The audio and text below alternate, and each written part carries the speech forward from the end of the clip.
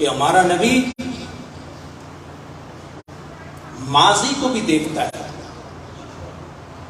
حال کو بھی دیکھتا ہے اور مستقبل کو بھی دیکھتا ہے.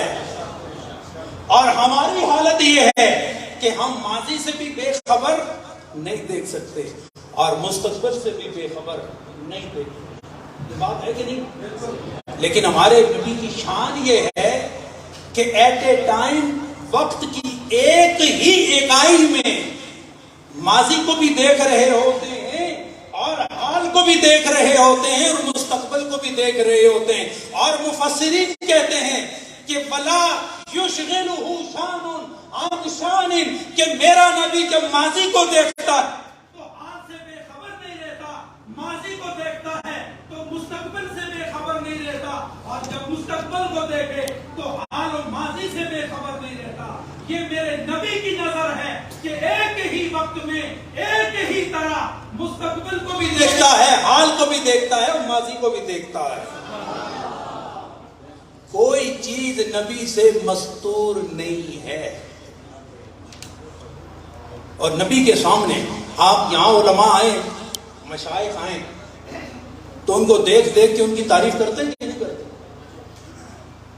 اور آپ تعریف کرتے ہیں اور کہتے ہیں کہ جی یہ سورج روشن ہے، میں چراغ کیسے لاؤں؟ یہ چاند روشن ہے، اب دیا کیسے لاؤں؟ اس لیے کہ سورج موجود ہے، دیے کی ضرورت نہیں، چاند موجود ہے، دیے کی ضرورت نہیں. تو میں اسی لیے کہتا ہوں کہ عقیدہ اہل سنت پر آ جاؤ، اور جب نبی کی تعریف کرنے والے نبی کی بات کریں گے تو ہماری محفل نبی کی نظر میں ہوتی ہے. اور جب آپ پیر کو خوش کرتے ہیں، کسی عالم کو خوش کرتے ہیں تو اس کی تعریف کرتے ہیں. جب نبی کی تعریف کریں گے اس یقین سے کہ نبی تعریف کرنے والے کو بھی دیکھ رہے ہیں اور جو سننے والے بیٹھے ہیں ان کو بھی دیکھ رہے ہیں، اور دیکھ دیکھ کے کبھی ایک کو دیکھ کے خوش ہوتے ہیں، کبھی دوسرے کو دیکھ کے خوش ہوتے ہیں. یہ ہمارا عقیدہ ہے. مجلس میں جب آؤ نا، نبی کی مجلس میں، تو اس تصور سے آؤ کہ نبی اپنی مجلس میں ہمیں دیکھیں گے تو خوش ہو جائیں گے. مسجد میں جب کوئی صحابی اعراضر ہوتا کسی بیماری کی وجہ سے تو حضور فرمایا کرتے تھے پتہ کرو فلاں کہاں ہے، میرا فلانا صحابی نہیں آیا، پتہ کرو کہاں ہے. جب صحابہ کے چہرے نبی کے سامنے ہوتے تھے تو نبی خوش ہو جایا کرتے تھے. یہ نبی کی امت ہے. جب نبی اپنی امت کو خدا کے گھر میں دیکھے تو جب نبی خوش ہوتا ہے تو نبی کو خوش دیکھ کر خدا بھی خوش ہو جاتا ہے. ایسے ہی یہ ہمارا عقیدہ ہے. حضرات گرامی، اللہ نے ارشاد فرمایا، لمبی ہو گئی بات کافی، میں اتنا کہنا چاہوں گا. اللہ نے اپنے نبی کی شان میں ارشاد فرمایا، ما کان محمد ابا احد من رجالکم ولکن رسول اللہ وخاتم النبیین. یہ خاتم بھی ہے، ختام بھی ہے، ڈھیر سارے الفاظ. اور ایک بات اور بتاؤں، جتنے بھی عربی منجد عربی لفظوں کو بیان کی شرح کرنے والے لوگ ہیں، کسی بھی ماہر لغت کو اٹھا کے دیکھو تو کسی کے کوئی سن پیدائش ہے، کسی کا کوئی سن پیدائش ہے، کوئی 400 سال بعد پیدا ہوا، کوئی 1000 سال بعد پیدا ہوا. خاتم النبیین کا معنی جس نے بھی بیان کیا ہے وہ ایک ہی کیا ہے کہ ہمارا نبی آخری نبی ہے، آپ کے بعد کوئی نبی نہیں آ سکتا. خاتم النبیین فرمایا، خاتم المرسلین نہیں فرمایا. یہاں صرف ایک بات کرنا چاہوں، اگر عام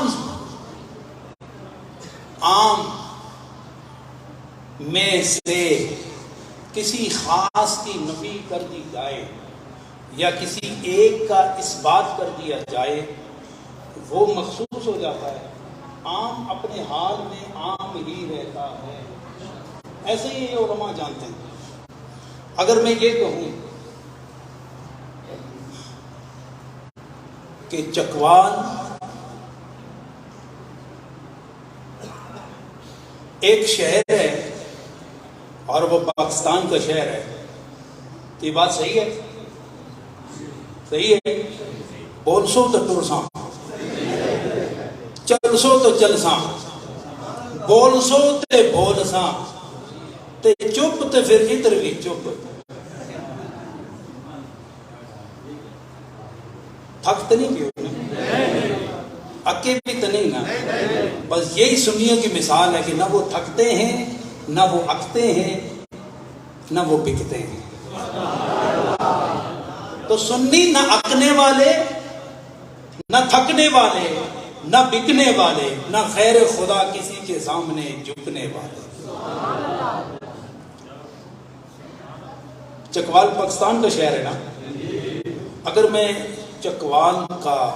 چکوال کی نفی کروں پاکستان سے، تو پھر پاکستان کے دیگر شہروں کی نفی تو نہیں ہو سکتی۔ میں کہتا ہوں چکوال پاکستان میں نہیں ہے، میں کہتا ہوں اپنے علم کے مطابق، تو اس کا مطلب یہ ہے کہ صرف ایک شہر کی نفی ہوئی ہے۔ لاہور ہے، پنڈی ہے، کراچی ہے، کوئٹہ ہے، وہ تو ہیں۔ مجھ سے کوئی پوچھے ہاں یہ ہے، میں کہتا ہوں ہاں ہے۔ لیکن اگر میں یہ انکار کروں کہ پاکستان نہیں ہے، تو پھر کسی کا دھیان چکوال کی طرف جائے گا سمجھانے کے لیے؟ پھر کسی کا دھیان چکوال کی طرف جائے گا؟ نہیں، اس لیے کہ میں نے عام کی نفی کی ہے، پہلے خاص کی نفی کی تھی، تو اور بھی ہیں ان کا اس بات موجود ہے۔ لیکن اگر عام کی نفی کر دی جائے تو پھر خاص کی بھی نفی ہو جاتی ہے۔ اب یہاں میں یہ کہنا چاہتا ہوں کہ اللہ نے ارشاد فرمایا خاتم النبیین، عام ارشاد فرمایا کہ تمام نبیوں کے لیے حضور سلسلہ نبوت کو ختم کرنے والے ہیں، آپ آخری نبی ہیں۔ اگر کوئی کہے جی مرسلین رسول، تو پھر اس کا یہی جواب ہے کہ جب عام کی نفی ہو گئی وہ نبوت ہے، تو رسالت کی بھی نفی ہو گئی۔ تو پھر عقیدہ کیا نکلا کہ میرا نبی خاتم النبیین بھی ہے اور خاتم المرسلین بھی ہے۔ تو گل سمجھ آئی؟ کلیئر ہو گئی؟ حضرات گرامی، ایک حدیث پاک میں اور سنوں، نہیں ضرورت نہیں، اس کی ضرورت نہیں، ساری بغیر پکے تے بیٹھے ہیں، تو میں کو اوپر تھوڑی آئے ہیں، رہن دو،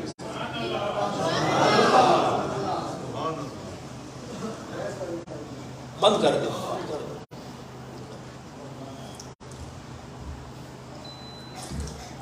مزد ادا ہے نا، جس حال ہی تسی ہو میں بھی اسی چاں، تے جس وچ میں ہوا اسی تسی ہو۔ اور کتنا اچھا ہے کہ اسی ایک حال میں ہم نگاہ مصطفیٰ میں ہیں۔ تو جب وہاں سے بارش آئے گی نا، تو کچھ نہ کچھ قطرے میرے پاس آ جائیں گے، کچھ آپ کے پاس آ جائیں گے۔ میں نے ایک حدیث پاک پڑھی ہے، وہ میں علماء اور آپ تمام کی نظر کرنا چاہتا ہوں۔ ہمارا عقیدہ ہے کہ حضور صلی اللہ علیہ وسلم تخلیق میں سب سے اول ہے، تخلیق میں اور ظہور میں۔ یہ بات تو پکی ہے نا، اتنی گل تو تسی سمجھتے ہو نا۔ حضور تخلیق میں سب سے اول اور ظہور میں سب سے اول۔ تو بعض علماء نے جو قرآن کی آیت ہے نا، هو الاول هو الاخر هو الظاہر هو الباطن، فرمایا وہی اول ہے، وہی آخر ہے، وہی ظاہر ہے، وہی باطن ہے۔ کہا یہ آیت ان آیات میں سے ہے کہ جو بیک وقت خدا کی صفات کو بھی ظاہر کرتا ہے اور میرے اور تیرے نبی کو بھی ظاہر کرتا ہے۔ کس طرح کہ میرا نبی وہی اول ہے تخلیق میں، وہی آخر ہے ظہور میں، وہی ظاہر ہے، وہی باطن ہے۔ تو معنی کیا نکلا کہ خدا سب سے اول ہے، جس سے پہلے کوئی نہیں، جس سے آخر میں کوئی نہیں۔ وہ اپنی ذات میں اول، وہ اپنی ذات میں ہر اعتبار سے کامل و اکمل۔ اس کے بعد اگر کوئی اول ہے تو میرا اور تیرا نبی ہے۔